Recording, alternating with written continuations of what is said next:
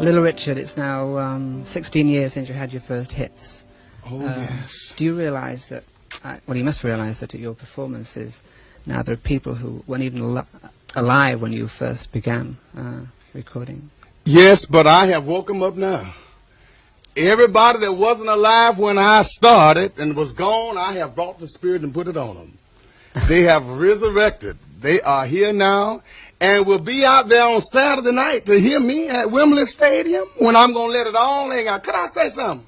Go ahead. Let it all hang out with the beautiful Little Richard from down in Macon, Georgia. I am the king of rock and roll. Ow, ow, ow. My.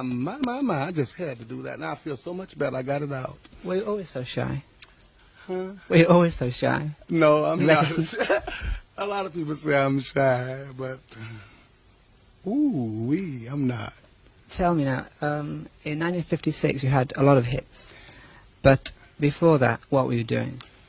I was a dishwasher at the Greyhound bus station in my hometown, Macon, Georgia. I had been washing plates for so long, I was tired. And I wrote Tutti Frutti and Good Golly Miss Molly, and bless your soul, I got out of the kitchen.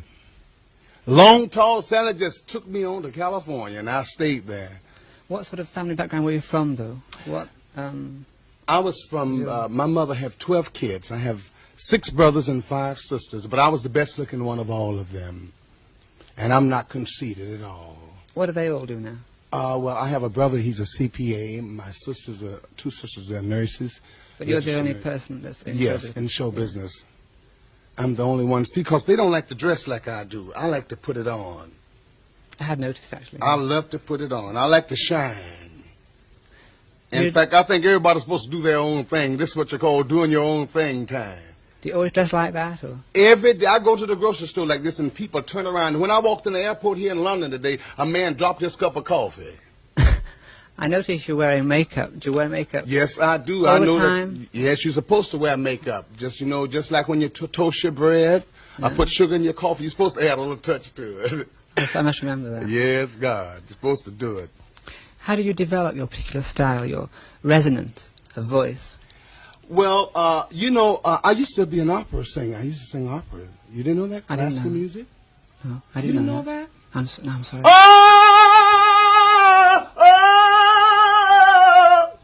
You used to go all over the way up. Then I started singing rock.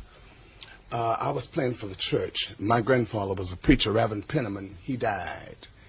I used to play for him every Sunday morning because he would take up collections about 7 times. You know, just one more penny, just one more quarter. And the more you give him, he still wanted another one. So I used to play Tutti Frutti and Long Tall Sally while he'd be preaching. But he didn't know it. They'd be shouting, throwing empty pocketbooks and purses up on the stage, whatever they call them in the country. And I played, and so finally when Lloyd Price heard me, and I sent a tape, and Bumps Blackwell met me in New Orleans. My first record came out and hit. And did you know that Elvis Presley and Pat Boone sold more of Tutti Frutti than I did? And I wrote it and sung it. Did that bother you? No, it didn't. It made me feel good. They opened the door that was locked and I couldn't get in. And I wrote it.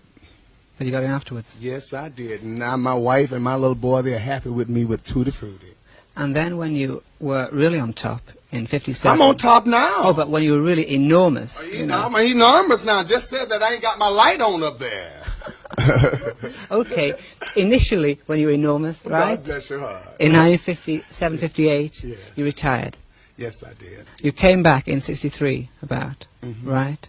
No, I came back in 60. Oh, That's when yeah. that's when I took the Beatles with me. See, I played Liverpool for Brian Epstein. He had a record store, and I took the Beatles and Mick Jagger with me. Mick Jagger was living on a truck. I had Jimi Hendrix playing guitar for me. I had Billy Preston on the organ, James Brown, and Joe Tex was my vocalist. I had all of them. That's the reason I'm the king. All of them came from me. Poor little old bitty me, a little Jewish boy, black bottom from Georgia. Me.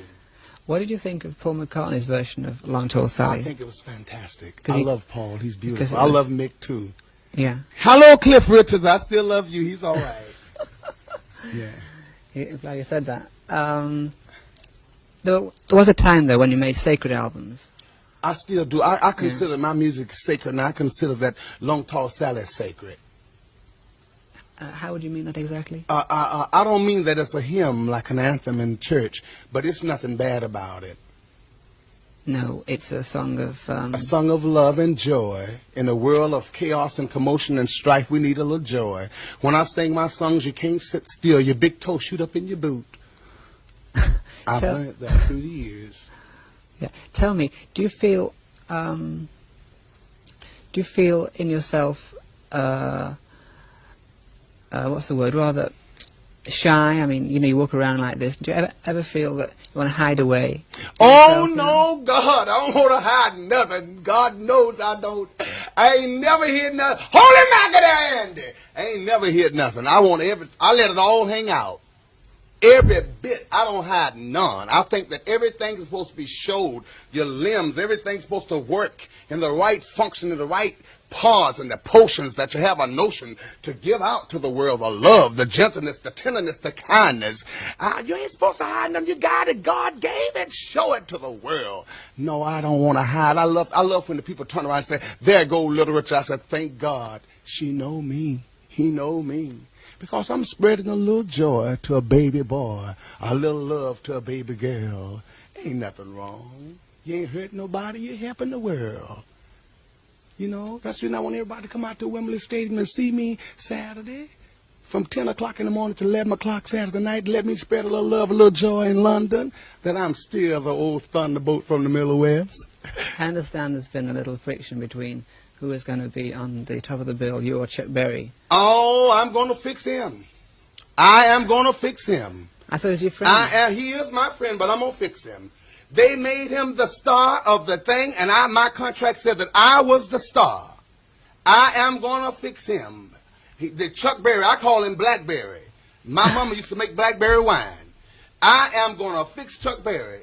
I am going to upset his nerve and let him know that I am the king of rock and roll, the undisputed king, and can't nothing take my throne. I am going to show him that he is from the valley and not from the mountain. Chuck Berry know that I was a star, been a star all my life. He can't close no show behind me. How can he have the nerve, the audacity to walk on? I'm Little Richard. Chuck Berry, they built him over me all these years, 23 years in show business. I'm the creator, the originator, the emancipator. I am the one, and when you come out, I'm going to fix Chuck Berry. How are you His going to fix Blackberry will be mashed. How are you going to fix him? I am going to shake his nerve. He can close the show, but when I get through, it's going to be closed anyhow. And that's the truth.